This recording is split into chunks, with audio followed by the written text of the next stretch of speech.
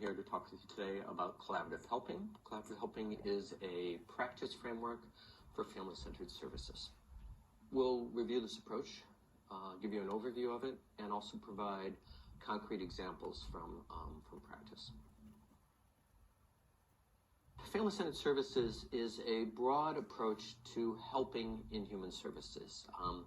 It begins with a wider range of individualized services and is an attempt to fit services to families rather than families to services. It often has flexible funding streams in order to make services as individualized and relevant as possible for families. While there are many different definitions of family-centered services, the one thing that they all have in common are a shared set of commitments and principles. Things like a commitment to cultural responsiveness, to being strength-based, to working in collaborative partnerships, to having an empowerment focus, and being family-driven or making our work accountable to the people that we serve. Examples of family-centered services would be in behavioral health care, things like wraparound and systems of care. In child protective services, examples would be things like family group conferencing and the signs of safety approach to child protective services. Collaborative helping is an integrated practice framework for family-centered services. It draws from a number of different areas. In particular, it draws from appreciative inquiry, motivational interviewing, narrative, solution-focused and collaborative therapy approaches, the signs of safety approach to child protective services, and perhaps most importantly, the reported experiences of many families. A lot of this work, in order to keep this work really grounded in the field, a lot of the development of this work has come from going out and doing interviews with both helpers and family members and asking them, what for you is at the heart of good helping? And they have been my best teachers. So let me begin by highlighting three foundational elements to collaborative helping. The first is that it begins with an appreciation of the importance of relational connection. I think at the heart of this work is the attitude or relational stance that we hold with families. I'll be saying more about that as we go along. A second foundational element is it draws on a story metaphor. It's organized by a story metaphor, which holds an appreciation of the power of stories in our lives. And a third foundational element is the use of inquiry or asking compelling questions. I want to emphasize that one of the powerful things that we can bring to this work is asking questions. So I want to highlight four guiding commitments. First is striving for cultural curiosity and honoring family and community wisdom. I think we can think about the process of helping as a cross-cultural negotiation. We can think about families as a particular culture and the helping system as a particular culture. With that in mind, then we can think about services as a cross-cultural negotiation. We can think about entering families more as an anthropologist seeking to elicit their meaning than as professionals seeking to ascribe our meaning to what's going on in their lives. A second guiding commitment would be believing in the possibility of change and building on family and community resourcefulness. Anytime we go out and meet with a family, what we look for shapes what we will see. And we could begin by focusing on what is and could be rather than simply focusing on what isn't and should be. A third commitment is a commitment to working in partnership with families and fitting services to families rather than families to services. If we, a way in which I have talked about that in the past is to refer to it as helping people on family turf rather than helping people on professional turf. A final commitment is engaging in empowering processes and making our work accountable to the people that we serve. I think we can describe empowering processes as a way of referring to ways of thinking and acting that acknowledge, support, and amplify people's participation and influence in developing the lives that they prefer. Similarly, we could think about disempowering processes as referring to ways of thinking and acting that inadvertently disqualify, constrain, or supplant people's participation and influence in their lives. Despite our intentions, helpers' actions may have empowering effects, disempowering effects, or mixed effects. One way to avoid inadvertent disempowerment is to make our work accountable to the people that we serve and to actively solicit their feedback about the effects of our actions on them. In this way, we can become accountable allies working with families. Okay, let me say a few things about stories, experience, and family helper interactions. I want to try to make 3 points here. The first is that the stories of our lives don't just represent our lives, they shape our lives. Stories promote selective attention to certain things, selective inattention to other things. In the words of Michael White, stories prune from experience those things that don't fit within them. And so in that way, they help to not just represent our lives, but actually shape our lives. A second point that I'd like to make about stories is that the stories of our lives occur within a broader cultural context and within broader cultural narratives. So they're not simply our stories, but our broader stories. An example of this would be a mother who I worked with whose daughter was really struggling in her life. And she was very upset both that her daughter was struggling, but also felt like she was a really bad mother because her daughter was struggling. Now, this idea that if her daughter's struggling, it means she's a bad mother is not just simply this mother's idea. It's an idea that has a whole lot of cultural value.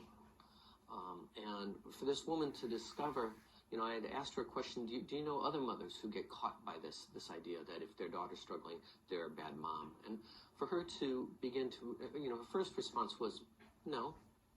Well, Susie, actually Marie, I know a lot of mothers who, this is not just my problem. And for her, that was profoundly empowering. So that's the second point, that the stories of our lives occur within a broader cultural context. Final point is that interactions between helpers and families have the potential to play out certain stories. The stories of our lives are not just stories that we tell or hold, we live them out in daily interactions. In that way, every interaction between a helper and a family holds the potential to, is an intervention, holds the potential to invite the enactment of particular stories. So collaborative helping is a practice framework that is grounded in inquiry. Let me say a little bit what I mean by that. I think questions are a very useful device. It's something that we can draw on in our work to be very helpful to people. And I try to organize a lot of my work around inquiry rather than direction.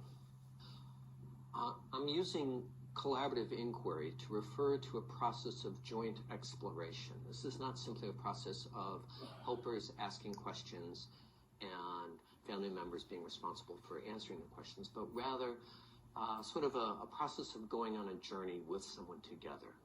I'll often say to people, it's up to me to ask some really good questions, and together we'll try to puzzle this out. The process of joint inquiry in this way is not a process of going out and discovering pre-existing knowledge, reaching in and pulling it out of people, so to speak, but rather co-constructing it, jointly developing it in the conversation. One of the usefulnesses of questions is that good questions often generate experience. When we ask people a question, as they go through a mental search for the answer, they begin to have some kind of experience of themselves. So, for example, a mother describes just having a horrible time. She's really struggling. She's just about to give up. And I say to her, well, how is it you've hung in there all these years? And maybe what goes through her head is, I haven't hung in there all these years. What do you mean? Well, actually, maybe I did. I have hung in there. Huh. That's interesting. I don't know how I've hung in there.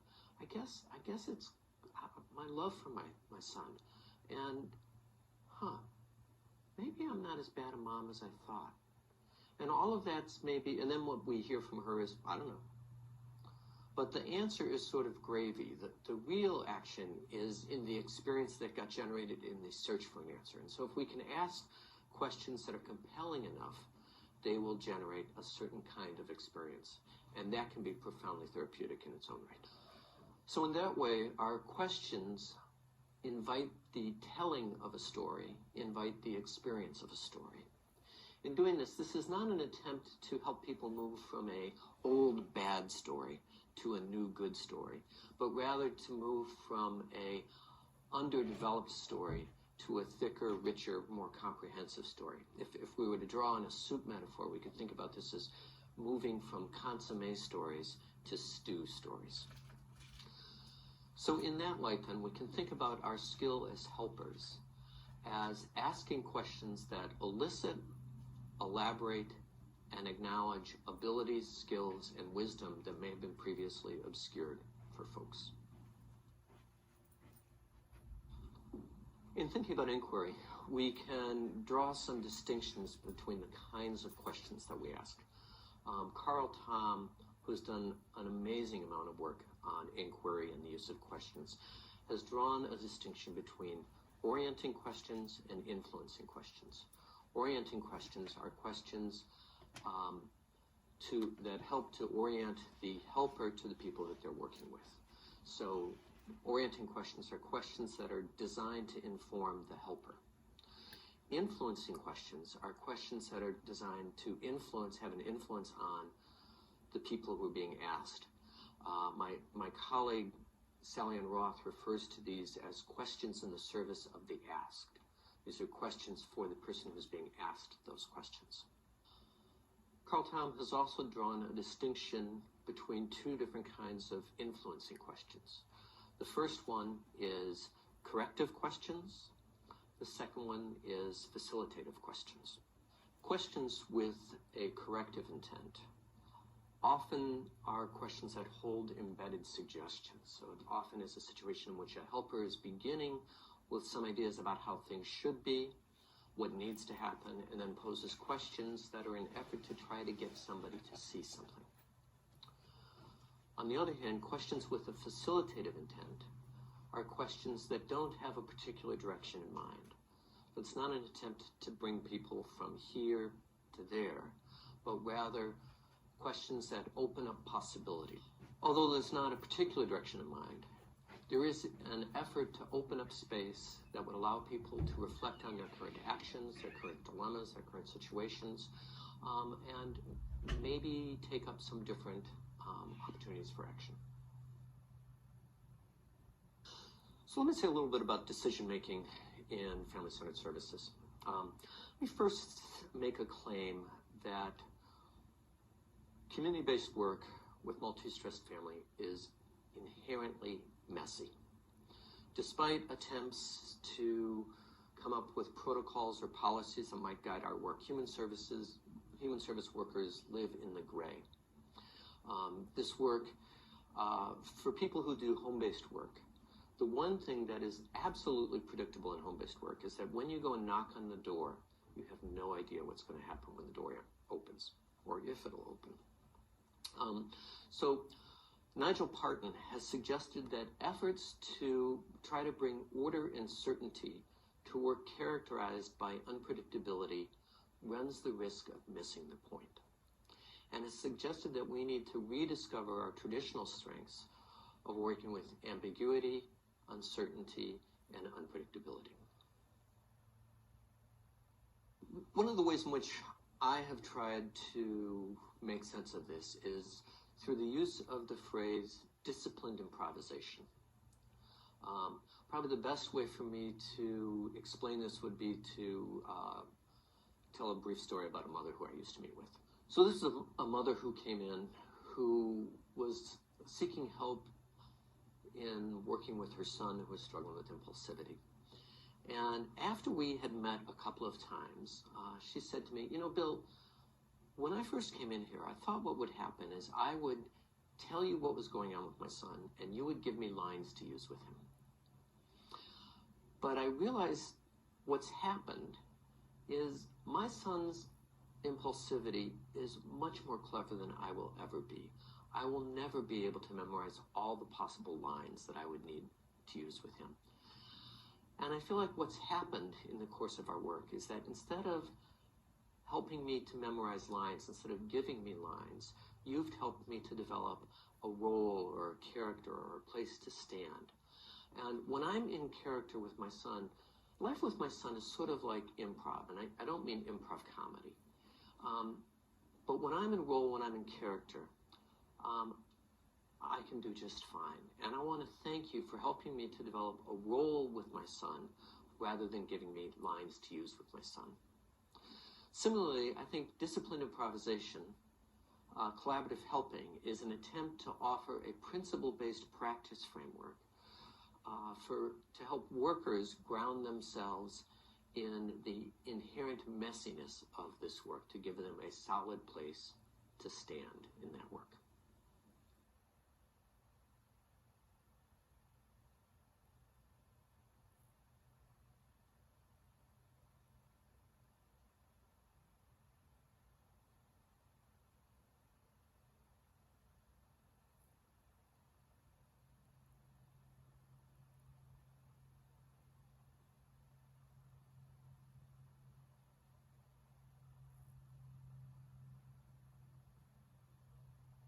So hi, I'm Bill Madsen. And Frank. Frank, it's nice to meet you. What's your name? Amar. Amar. Yeah. So how do you spell that, Amar? A-M-O-U-R. Cool. So how'd you come up with that name? My mother, they thought it would be beautiful for this name to happen. And they picked it. So, couple things by way of starting. As we talk, if it's okay with you, what I'd like to do is take some notes as a way of organizing my thinking and capturing your words. Would that be okay? Sure. Okay. And what I'd like to do is to take a little bit of time to get to know you guys outside of the immediate concerns that bring you here. Then we'll sort of move into that. All right. Okay. So, what I'd like to do, Frank, if this is okay with you, and if it's okay with you, Amar, is to ask you to introduce your son to me. So, like, if I had known him for like 5 years, rather than the 5 minutes that we've been here, what do you think I might particularly respect and appreciate about him? He's a good boy, and for the most part, he minds his elders. He's good in school, in terms of, academics, and gets pretty good grades, and it's a good school. He's lucky to be in it, but he's earned it too. Uh-huh. How so? How did he earn it? Just that he's worked hard, and we made sure that he worked hard to get where his path. Would be a good path. So, he's a good kid. He works hard. He's on a good path. What else? What else, if I had known him for a long time, might I particularly respect and appreciate about this guy? Good at basketball. Huh. You like basketball? Yes. Yeah? So what position do you play? Shooting guard. Shooting guard. Cool. Do you play at high school? Yes, it did. Uh-huh. Okay. And what else? Well, when his mother was alive, he was good to her. A lot of kids don't have respect for their moms. But How did he particularly show that respect for his mom? he didn't talk back to her, and he spent time with her. These kids are on these video games and iPods and electronic stuff, and yeah, he does that too. But they were friends. They were good friends. And Amar, do you recognize yourself in this description of you that your dad's been giving me? Yeah? And if I was sitting here with some of your friends, and I was to ask them the same question, you know, if I'd known this guy for a long time, what might I particularly respect and appreciate about him? What do you think some of your friends would say? That, probably like I like me or stuff like that, and I'm really not. I really like miss my mother, and I really did care about her.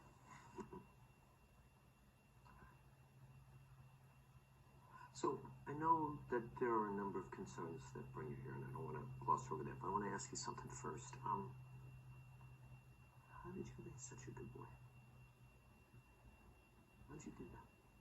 You know, just best we could, you know. Like I say, I work a lot, you know, trying to make the money so you can go to these kind of schools. So I'm not always able to, I wasn't always able to be there as much as I probably should have, but his mom was, and we both gave him good values and taught him respect, like I said before. And as you think about this family that you have here, what else are you particularly proud about this family that you've built?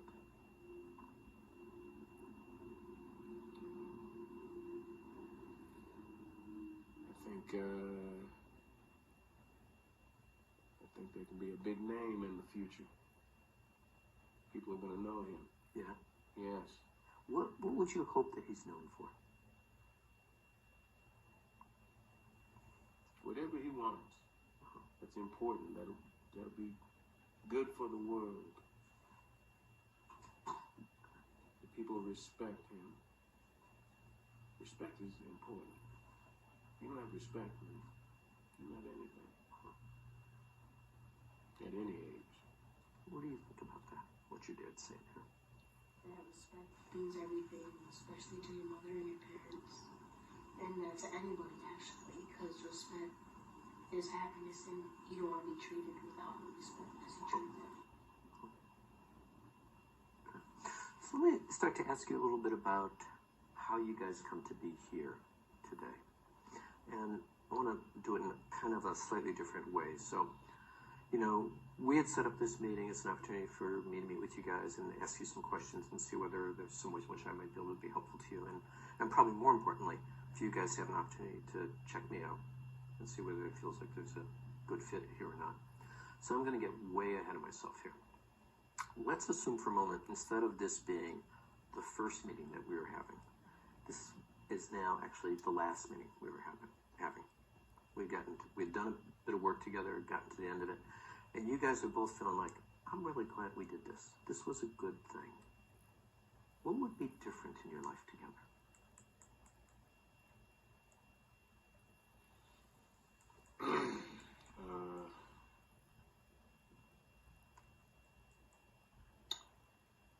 We would have communicated better.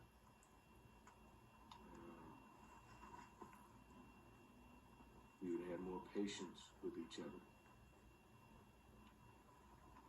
Remember, we're there for each other. You know, your mom is gone, she's still there. We can't let that go. We can't let that die. Can't do anything to obstruct her dreams for you. You know how important they were. What would you add to that? This was our last meeting. You guys were done with me. And you were feeling like, you know, we were sitting around congratulating each other on all the great work that you guys had done. What would be different in your life? Well, like you said, we should communicate with each other more. Yeah. Have more time together. Go to the beach. Have fun time together. You would like to have more fun time with your dad. What would make that particularly important to you? That I know that he knows that he can be a real father for me, and that he can care for me, and that he can always remember the stuff that me and my mother did, and that we could do the same thing all over again. And your mom's someone who's been really important to you. and to your dad. From the way you guys have each talked about her, it sounds like she's still very much a presence in your life together. Is that true? What do you like about having her as a presence in your life? It's like God coming down from heaven again. Seeing her beautiful eyes, the way she smiles at me. She's just beautiful.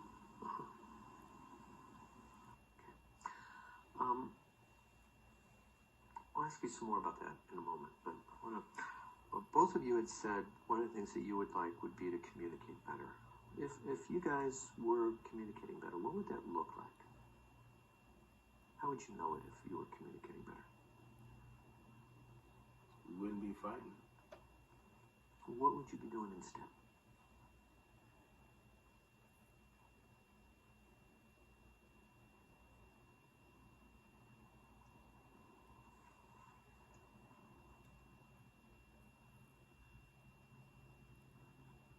What do you think? It would be better.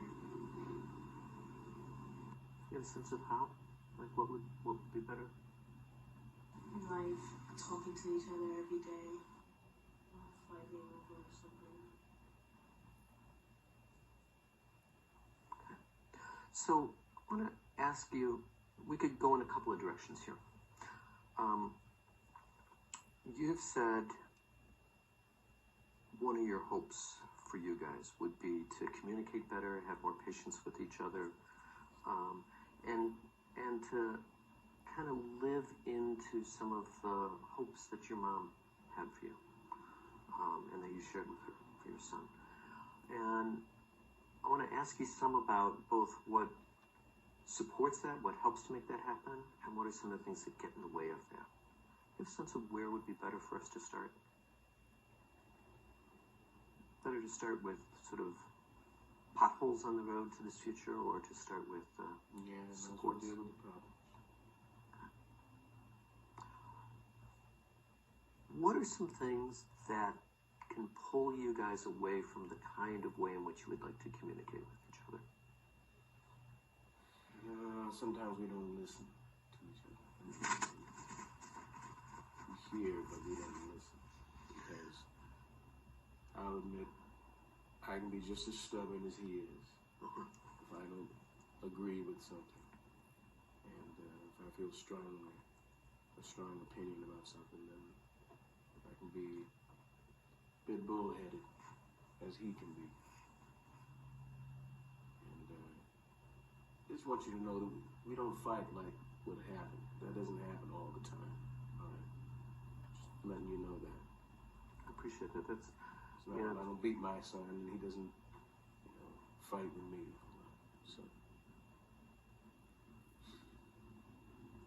So,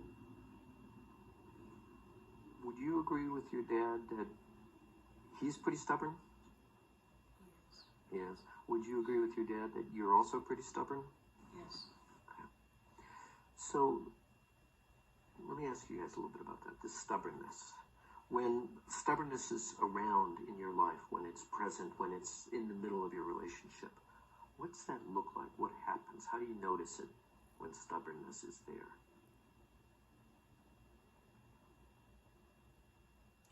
It just feels like we're just going round and round a subject, and we're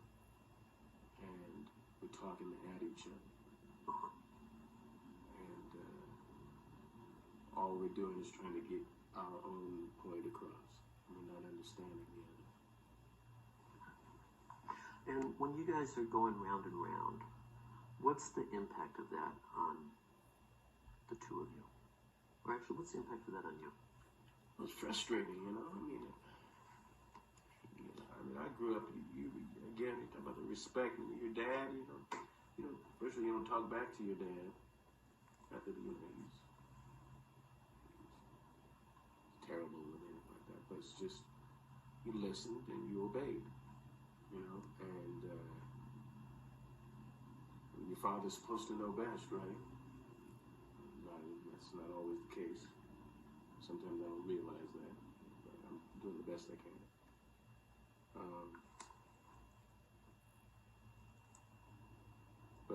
it never gets resolved because we're just butting heads and butting heads and butting heads. So this round and round thing gets you guys butting heads. What's the toll that takes on Amar? Do you think? Well, I can see. I mean, his studies aren't as up to snuff as they could be because he doesn't want to, because he's frustrated himself, and sometimes he just won't do his homework because he's just pissed. Pardon my French. Pissed at me.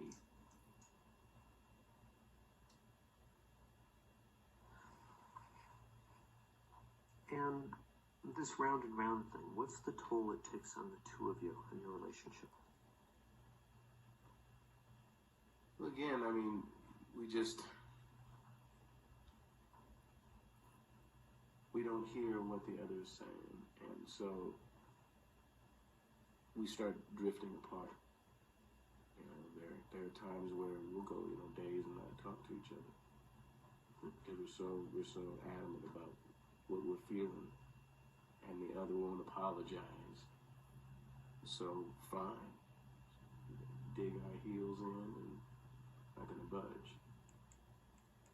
And because I'm gone a lot too, it's a little easier for me to do that, because there is physical distance as much as emotional. And when you find each other with your heels dug in, I'm guessing that could get to be kind of a lonely place for each of you. Is that true? Definitely.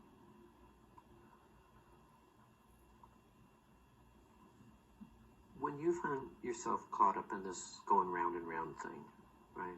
And when your dad's digging in his heels and you're digging in your heels, this is kind of a silly question, but it's the only way I can get to the next question I'm going to ask you. Do you like that? No. What is it you don't like about that?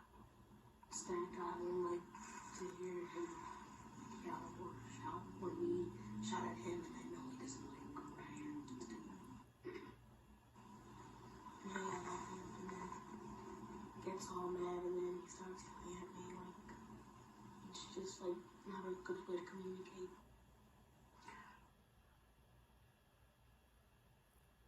Previously, I spoke about the importance of relational connection. I want to say just a couple of other things about that. While I think relational connection or holding a relational stance of what I've described as an appreciative ally, in which people experience us as on their side, in their corner, to use more political language, standing in solidarity with them against problems in their lives, and have described this as conducting our work in a spirit of respect, connection, curiosity, and hope. I want to be sure that I'm not suggesting that this is just, that I'm just saying, so be respectful. That's it. Nothing else matters. Just be nice and respectful. If we think about relational stance as being at the heart of our work, I think we could think about this as three concentric circles. That there in the middle, at the heart of the work, the nucleus of the work, so to speak, is relational stance, how we are with people. We can move out a ring and focus in on conceptual maps or conceptual models, how we think about people and problems. And then we can move out to a further ring, outlying ring, of helping practices or what we do with people. There are a gazillion different models of therapy and family therapy. And I think one of the ways in which we can think about how we choose what models we want to draw on is that we can evaluate them, we can evaluate our models, our helping models, how we think, and our helping practices, what we do, by the kinds of ways they position us relationally with the people that we are attempting to serve. And I think we could draw on models that are going to invite respect, connection, curiosity, hope. We could also probably draw on models that might invite disrespect, disdain, judgment, and I have a very strong preference for the former. So let me introduce the collaborative helping map here. Let me say a little bit about maps to set the stage for this, and then I'll move more directly into the collaborative helping map. My son and I go backpacking every year. We'd go up into the mountains, head off into the wilderness, and go cross country. We'd get off the trail, get far away from any sort of trail. Now, wandering around in the wilderness, off the trail, can be a dangerous thing to do. If you get hurt, no one's going to find you. If you get lost, no one's going to find you. And so the way in which what we do to keep ourselves safe is we pore over topographical maps. So even though we're in the middle of the wilderness, with the map that we have a clear sense of where we are. Periodically, we'll occasionally, as we're walking along, come across a trail, and maybe we see someone walking along the trail, and it becomes apparent to us that just because you're on the trail doesn't mean you know where you are. So maps, I think, can be very useful in two ways. One is it's a way to organize our thinking and focus our efforts with families. Second, maps can also be really useful as a vehicle for conversations with families.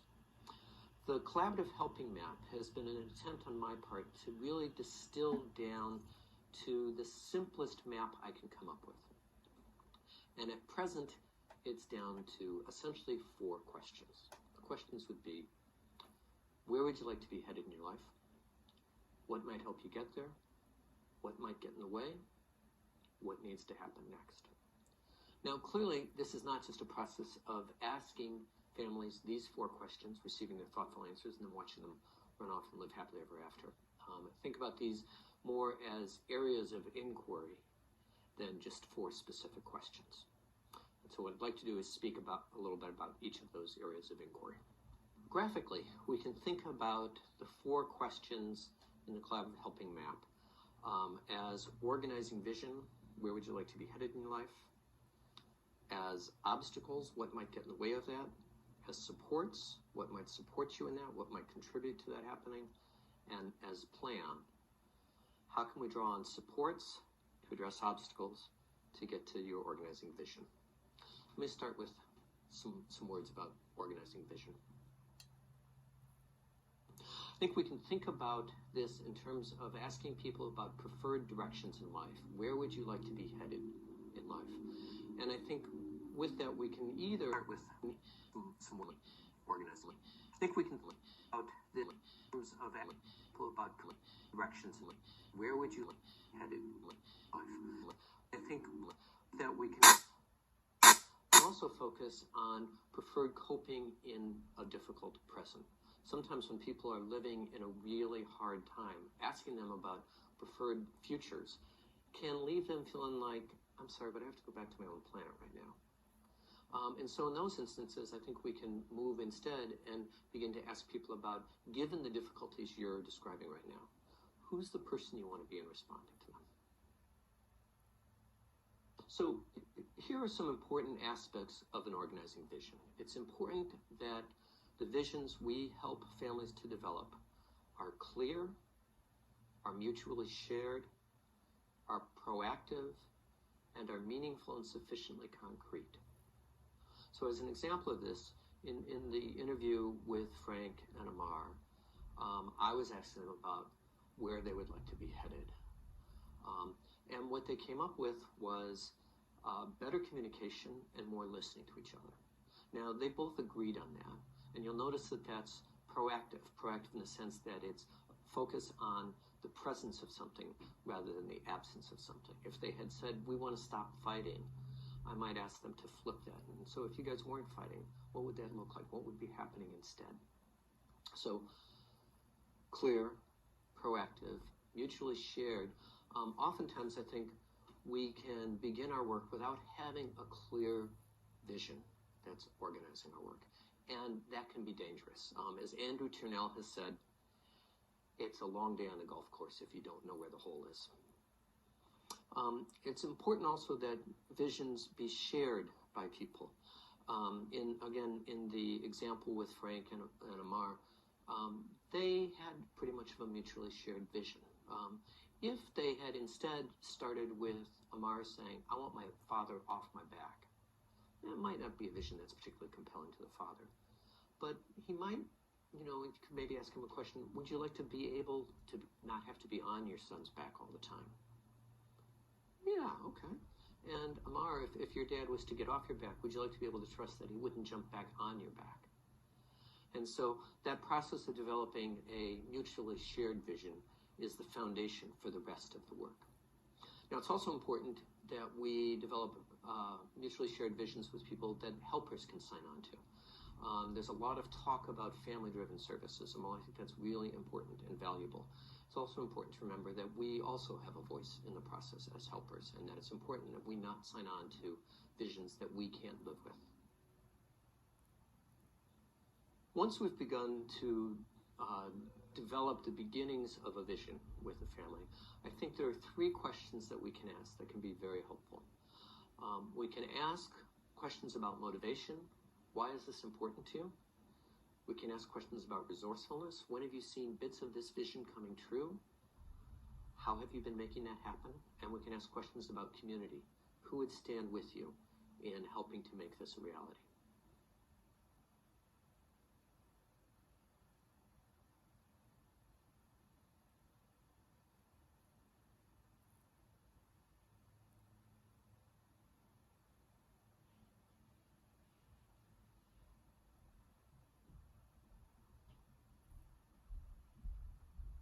And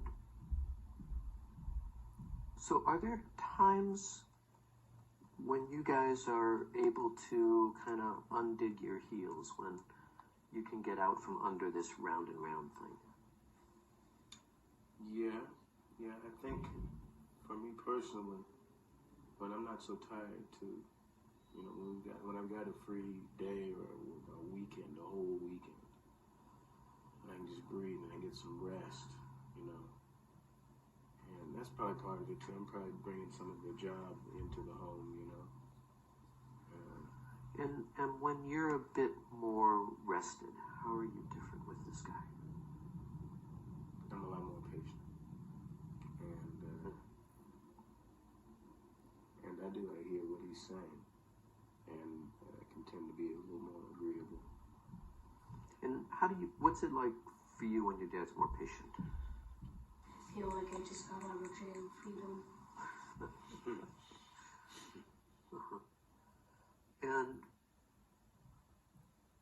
when you're more patient, how does he respond to you? Like the kid I know, that I've always known. What does that look like? Proud. Makes me proud. I know this is going to be a good man when he grows up, just from the seed that he is now. So it sounds like there are these times where you guys can get caught by this round and round thing. It gets you stubborn. It steals away patience. It kind of pushes you apart from each other. And it sounds like there are also these times where you can listen to him with more patience. He gets a get out of jail free card. You see more the son you want to have. What's different about those times when that's happening? It feels more like a family. More like when his mother was alive. He didn't have all this when she was alive. There might be an argument here and there, but nothing compared. And it feels more normal for us. And how have things changed with her passing? Well, for me, it's a lot of pressure. It's a lot more pressure. I had worked before, but even harder now, and feeling like I don't have that. I don't have a support system as well, and something that I can go to when I can't handle something. I could talk to her about anything, and she would make it perfectly all right. I don't have that. And I don't have to dump all that on him. He's too young to be dealing with all that.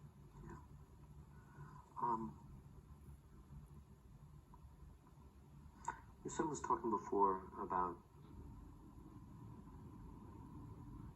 his mother's presence in your life now, and how for him she's still a very big presence.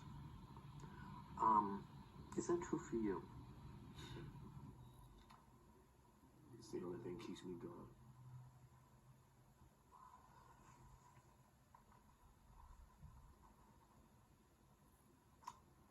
If she were here listening to you guys talk about your relationship, about your hopes for each other, what might her response to that be?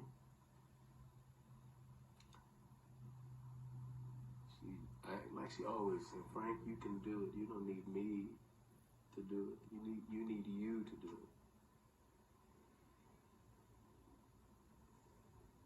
And would she be surprised seeing you do it? No, because she always knew I could. She never doubted either of our possibilities. Uh-huh. How did she come to know that you could do this? And what now? How did I come to know? How did your wife come to know this about you? What has she seen in you? Just that the hard work that I've always instilled in him, and that I've shown, and that I've been able to support my family and be there. So, Frank, let me ask you about something else. A bit ago, you had talked about this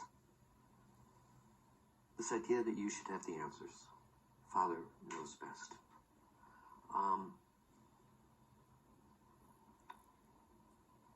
Do you know other fathers who ever get caught by that idea? Fathers should know best. Fathers do know best. You know, other fathers? Yeah. I'm sure I'm not the only one that has a problem with his kid, you know, but can't always have know what to say that's right, that'll work, that'll fix things. So sure, I don't think I'm the only one. And this idea that fathers should know best, right? You should have the answers. This should not be a struggle. This should not be hard, right?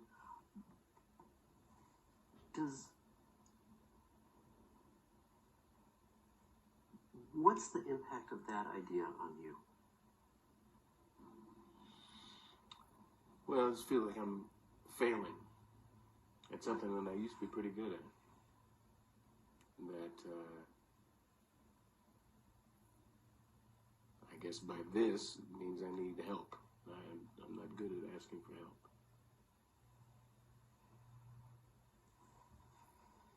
How did that go with your wife? Was she someone you could turn to for help? Oh, all the time. Probably too much. Yes. And being in this with her, rather than being in this alone, right? Having someone else that you could count on rather than having to know best, having to have the answers. How is that different for you? Much harder. Like I said, it's the pressure.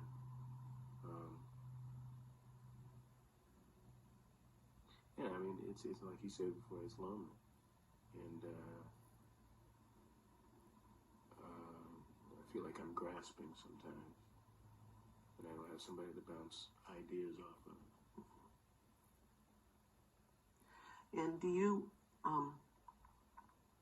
are there ways in which you still turn to her? Oh, yeah. I talk to her every day. What's that like? It's beautiful. Like you said. You know, Did you know that your dad talks to your mom every day? Does that make sense to you that he might do that? Do you talk to her? Sometimes when I feel lonely and sad. And when you feel lonely and sad and you can talk to her, does that help? Yes. So her being in your life together is something that's very helpful to both of you.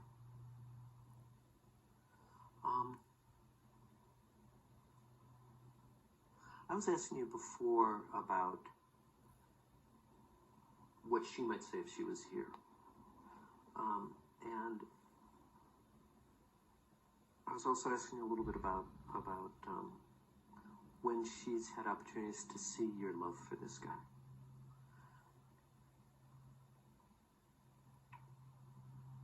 what has she taught you about raising him?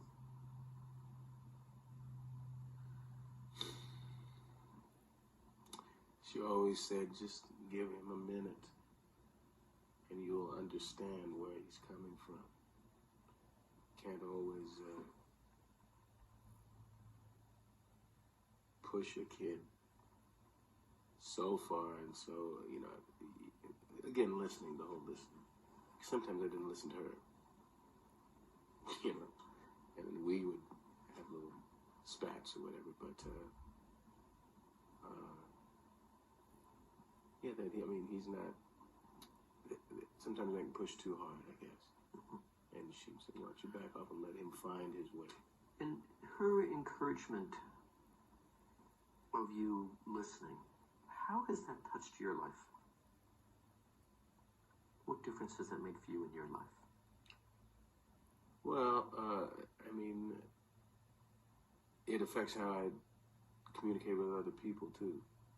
Even in a pressure-fueled environment like my job, in carpentry, where you're expected to get this done now, and there's a lot of new people. Everybody's kind of on you or whatever, and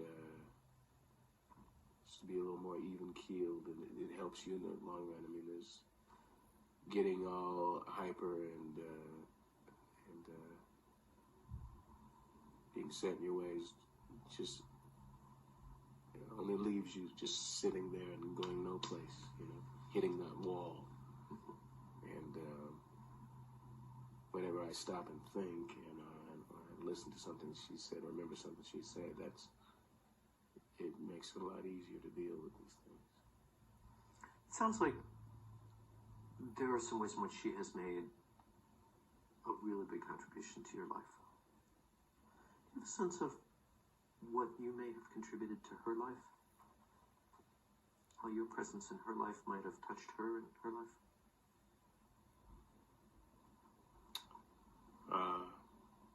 Well, she knew she was loved beyond anything. And that I trusted her completely. And that she could do anything she wanted, she put her mind to. And she knew that I was completely behind her in everything. And she always called me a good father, even when I wasn't. Do you have a sense of what she meant by that? What she particularly appreciated about you as a good father? Provider, loving, understanding, would die for him, for her. Nothing more important than my family. And as you think about the love and the understanding that you bring to this guy,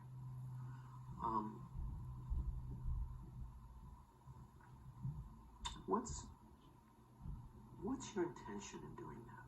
What are you trying to accomplish in doing that? Prepare him so that when he is ready, he'll be equipped to do the same. He finds somebody a long time from now, but and even before that, just in his relationship with other people in general. Again, especially authority figures and elders, because even if you disagree, you gotta have respect. That was drilled into my head when I was growing up. That you just respect to your elders and those authority figures and those people that are important. They don't always deserve it, but that's the way to go. And you'll get you further. And you have both talked some about relying on your wife, his mother, talking to her.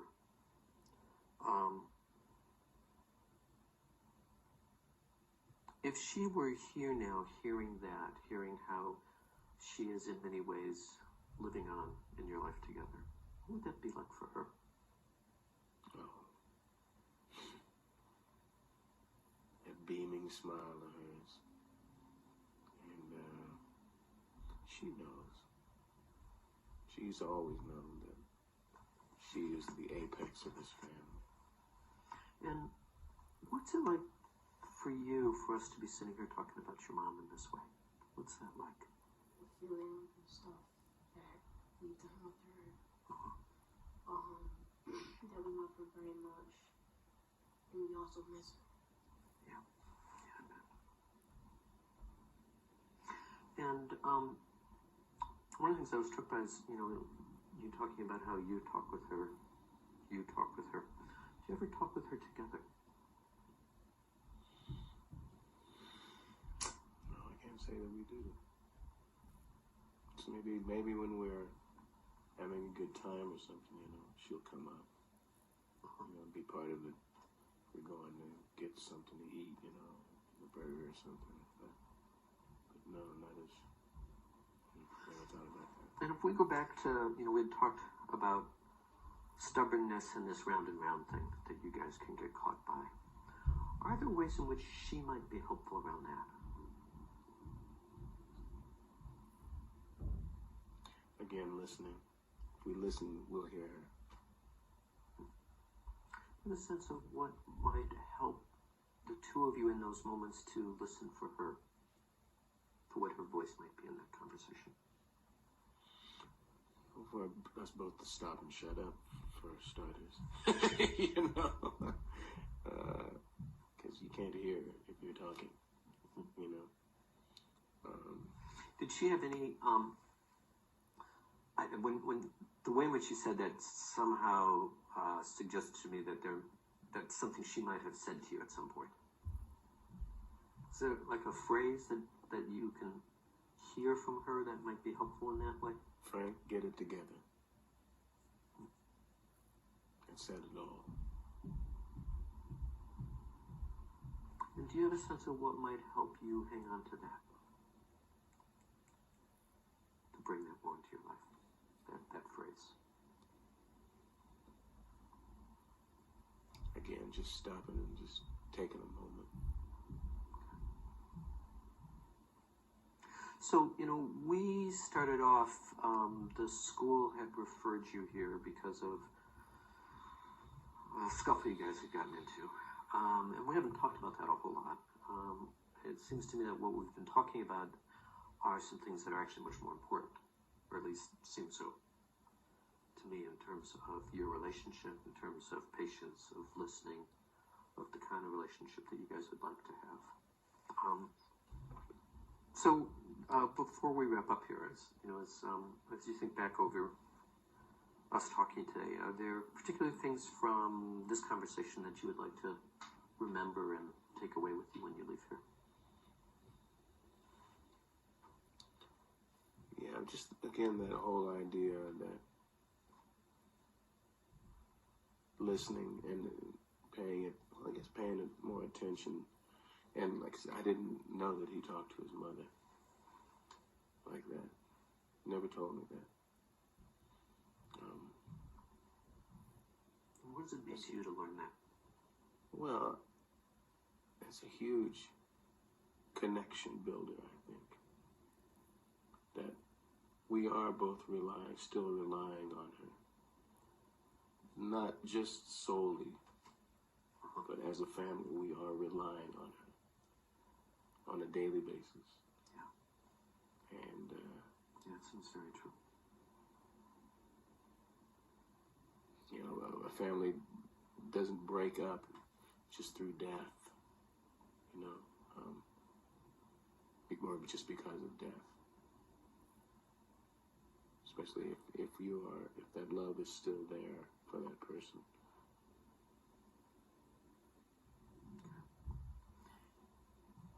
Anything that you want to remember about this talking that we've been doing?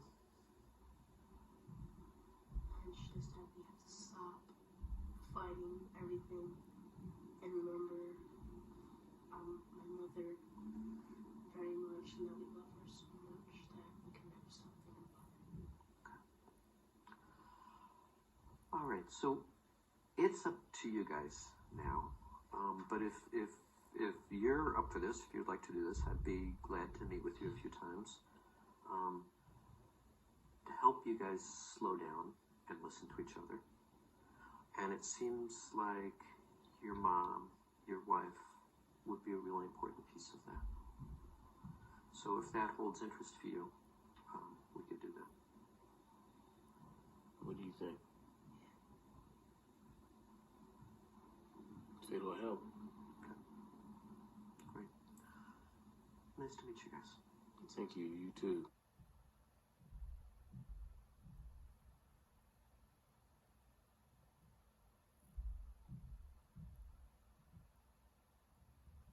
So the collaborative helping map encourages identification of constraints or obstacles at three levels: at an individual level, at a relational level, and at a broader sociocultural level. So in the example with Frank and Amar, at an individual level, one of the things that could pull them away from the kinds of ways in which they wanted to communicate with each other was stubbornness. At a relational level, they had described that round and round thing, where they go round and round and get caught in these fights where each of them dig their heels in and get more and more stubborn. When you think about that as an obstacle, it pulls them away from the kind of communication that they would rather have. Finally, at a broader sociocultural level, Frank had identified this cultural idea of father knows best. Fathers should know, parents should have the answer. And he talked about how when he wasn't sure, he felt like a failure. So you can see how that might lead into frustration, and help him to entrench in stubbornness and get in the way of them communicating differently. As I mentioned before, in examining obstacles with families, it can be very, very helpful to have conversations about obstacles in ways that are non-blaming and non-shaming. One way to do this draws from the narrative therapy idea of externalizing, that we can think about people not having or being a problem, but rather being in a relationship with a separate problem, as a problem as a separate entity in which people are in an ongoing and modifiable relationship with it. So, for example, rather than I could say, I am depressed, or I have depression. Depression is something I am, or I have, and it gets conflated with my identity. I could also say, depression is this thing that has come into my life. When it's there, it makes it hard for me to get up in the morning, makes me grumpy, gets me grumpy with my kids, sort of steals away my motivation. One way to do that is to essentially, as people are talking and using adjectives, to translate adjectives into nouns. So going back to Frank and his son, Frank had said, I'm stubborn, which is an internal quality. And I said, so how do you notice it when this stubbornness shows up in your life? So that we can begin to think about stubbornness as a problem, rather than Frank as a problem. There is a narrative phrase, the person is not the problem is the problem. I think we can take that even one step further and think the person is not the problem may not be the problem. The relationship between the person and the problem is the problem. And so that we could think about Frank and Amar being in an ongoing and modifiable relationship with stubbornness. And we can look at the influence of stubbornness on Frank. We can also look at Frank's influence on the life of stubbornness. A very simple set of questions that you could ask people would be, these are the four broad categories. What's your experience of a problem? Now, I would never ask people, what's your experience? It's sort of a placeholder question. But so stubbornness, how do you notice when it shows up? Right? When it's there in your life, what's it like? When it shows up in your relationship, what's it like? Effects, questions about effects. What toll has stubbornness taken on your life? What toll has it taken on your son's life? What impact has it had on your relationship? We can then ask preference questions, which are essentially, do you like that toll? Now that may seem kind of a silly question. Like generally people are not going to say, yeah, I love it. It destroys my life. I'm much better off with it. But it's an important question to ask for two reasons. One is it ensures that we don't get out ahead of people. that we're staying alongside of them. And when somebody says, no, I don't really like that problem, it opens up space to ask a follow-up question of, well, why is that? What is it you don't like about that? And what does that say about what you do care for and what's important to you? And it invites people to take a position in life and to align some emotional energy behind a direction in life. And provides the segue into the last of these 4 questions, preferred responses. So if we're asking, what do you notice about your experience of stubbornness? What's stubbornness like when it shows up? What toll does it take on your life? Do you like that toll? No, if you don't like that toll, we're now making a shift from the influence of the problem on the person to the influence of the person on the problem. So Frank, given that you've said you don't like what stubbornness does to you, to your son, to your relationship, can you think of a time when you were able to keep stubbornness in its place, where you were more the boss of it than it being the boss of you? How did you do that? What supported you in doing that? Now, we can also do that at a relational level. Again, in the instance with Frank and his son, we could externalize that round and round thing. Think about that as a dance that they get caught by. You'll notice my language in this is I'm really attributing blame and intent in some ways to the problem.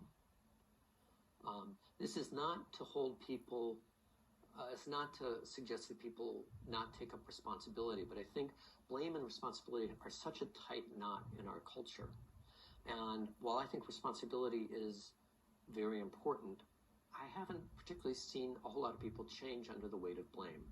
I think if we can untie that, if we can begin to suggest that maybe a problem is responsible for the problems it creates, but a person is responsible for how they want to respond to the problem, it actually doesn't take responsibility away from people. In fact, in my experience, more often people have stepped up to problems. It's like a friend of mine who told me, I'm a procrastinator. He is, not me. And one of these days I'm going to do something about that. And I started talking to him about externalizing procrastination. He said, oh, thanks a lot, Bill. You know, when it was something of who I am, I was kind of stuck with it. But now it's this other thing in my life. It's kind of like a kick in the butt. I actually need to do something about this now.